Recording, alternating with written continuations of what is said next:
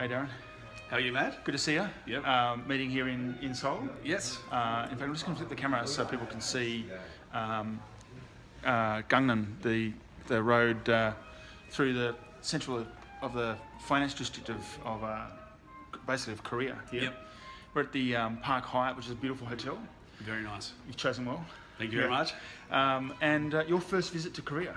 Yep. So this is my first visit to Korea. It's been 3 or 4 days. Yeah. And I'm heading home back to Australia tonight via Singapore. Yeah.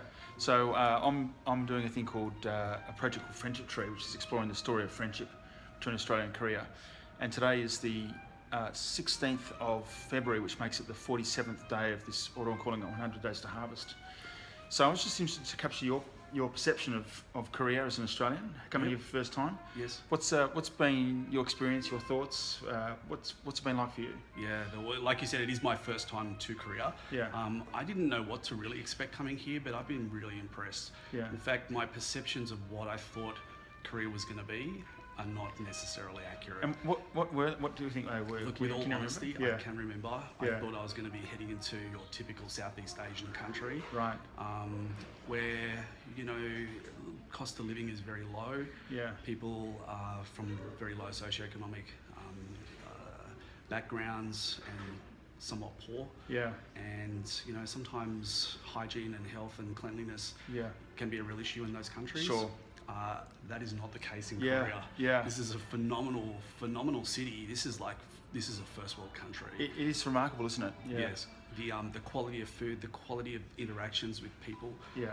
I've been trying to pick up a few Korean phrases and words, and the reception of Koreans to that performance is phenomenal. Yeah. Incredibly helpful, incredibly friendly. Yeah. And there's so many experiences that have been positive, and I can't wait to get back to this country. It's the first time, and I didn't know about the history. I thought I did, Right. but a visit up to the border with North and South Korea really opened my eyes yesterday. Yeah. I went to Hanoi during my first visit to Korea back in 2010, and when I got to Hanoi, it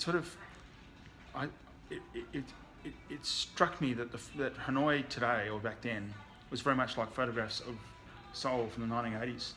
So I think what your perceptions were of what it might be like were fair from about 30 years ago. Yes. And it's remarkable how quickly Korea has changed. Yes. In that regard. So, but you went up to the DMZ. What was that like?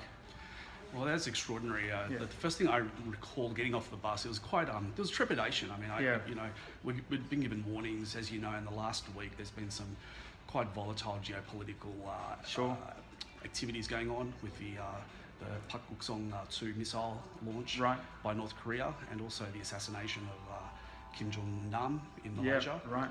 So we were warned that it's a very volatile time. There's there's risks associated with it. Yeah. We had to sign our lives away in case there was any I saw that altercation on Facebook. Yeah. But it was incredibly an incredible experience historically to learn about the Korean Wars, the development of the Koreas, and to look over into North Korea and see, how people living under that regime, what they have to put up with. Very stark, cold, looking quite miserable across the board.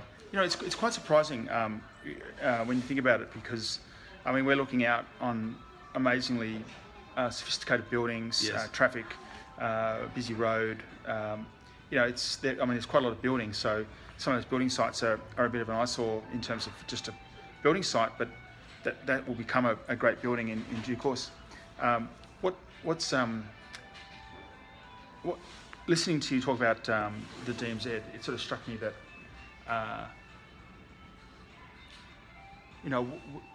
while there's a sense of trepidation up there, here in Seoul, which is 2 hours drive from the border, less than that, an hour even.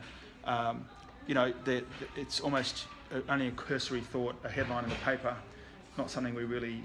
No.